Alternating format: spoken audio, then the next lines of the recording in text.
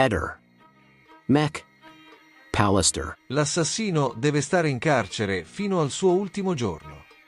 Ha distrutto la nostra vita. Ho a casa l'anello con cui le avrei fatto la proposta. Adesso mi sveglio la mattina e aspetto che la giornata finisca.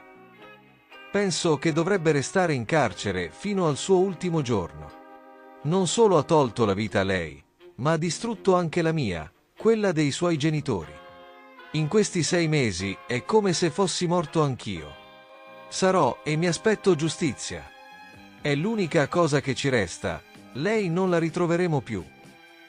I primi giorni è stato bruttissimo. Non riuscivo a capire. Poi mi sono reso conto che era normale che ci fossero quei sospetti su di me, perché spesso, purtroppo, l'assassino è il compagno o il marito. La cosa più devastante è stata scoprire solo alle 16 del giorno dopo che era morta, ma ora so che i carabinieri dovevano fare bene il loro lavoro. E lo hanno fatto. La mia vita è cambiata totalmente e non riesco a trovare un senso. Mi sveglio la mattina e aspetto che la giornata finisca per andare a letto.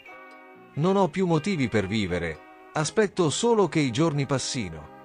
Magari in futuro le cose cambieranno, ma non so quando sarà questo futuro. L'anello è a casa. Glielo avrei dato in Grecia ad agosto. Invece... La Cattaneo se la sta prendendo con comodo con la consulenza che non ha ancora depositato, tra l'altro c'è il rischio che possa addirittura posticiparla ulteriormente. Anche io che sto completando la tesi su Liliana avrei necessità di capire cosa tirerà fuori. Aspettiamo che venga confermato che è stato un omicidio, che è stata picchiata pre-morte. Quando sono iniziati a girare le fotografie, quando hanno trovato il corpo, che si vedeva chiaramente che era stata pestata, ho dedotto da subito che lei fosse salita in macchina con qualcuno che conosceva bene. È stata proprio aggredita. Liliana è salita in macchina con delle persone, una persona comunque che lei conosceva. Sacchetti in testa forse sono serviti anche per non sporcare qualche autovettura con il sangue di Liliana, perché lei aveva il sangue in faccia. Credo che la data è valida fino a un certo punto, perché comunque lei è morta ammazzata. Cosa cambia? Sempre morta o sempre un omicidio è? E poi c'è la famosa teoria della sosia, ma è cervellotico pensare che Liliana alle 8:22 risponda a Claudio Serpin e poi in quei 10 minuti muoia e quindi non sia lei a uscire di casa e a passare sotto le telecamere di via Damiano Chiesa. Liliana è uscita di casa, quella è Liliana, e se noi vediamo Liliana attraversare quella strada, se è anche quella che attraversa la strada lì di Piazzale Gioberti dove la vediamo attraversare sulle strisce, allora Liliana è diretta dove? A nostro avviso Liliana è diretta alla Wind di via Battisti, ma quando anche fosse diretta all'ex ospedale psichiatrico come vuole la procura, cosa che noi non condividiamo, Liliana sicuramente...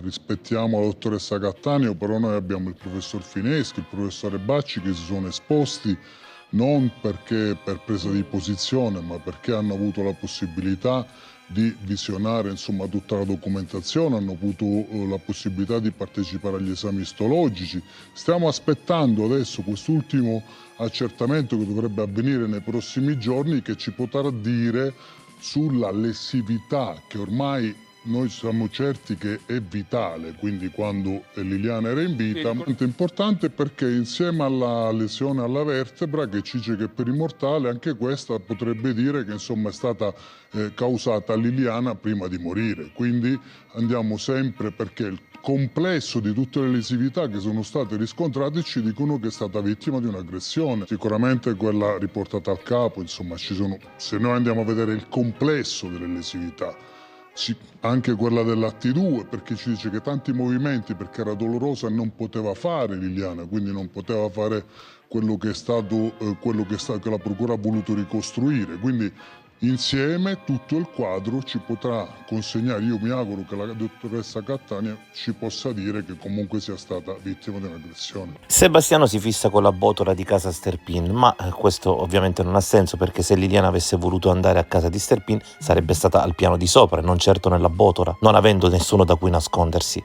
Perché doveva andare in soffitta Liliana se aveva casa di Claudio dove poteva andare? Poi questa donna, no, stava in questa soffitta e in questa soffitta si sarebbe dovuta lavare, cambiare, depilare, lavare anche i vestiti, perché noi ricordiamo che troviamo Liliana con gli abiti con cui esce il 14, cioè, e poi avrebbe dovuto portare con sé anche quel cordino e quelle buste che però abbiamo trovato in casa di Liliana, quindi compatibili con quelle trovate in abitazione. Cioè mi sembra alquanto macchinoso, no? Gita al lago di Doberdò, un bel picnic di pomeriggio, ma Sebastiano ci è andato di sera, la sera del 30, non si è mai capito cosa sia andato a fare. Mi viene da pensare quasi che sono andati a fare 2 chiacchiere là a Doberdò del lago, non certamente a tirare fuori una macchina. A questo punto io non lo so, io vado sempre per le cose coerenti,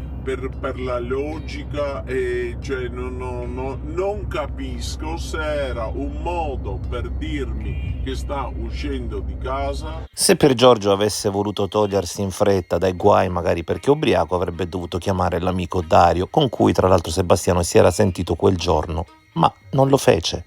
Sì, è passato, è venuto a trovarci attorno all'ora di pranzo.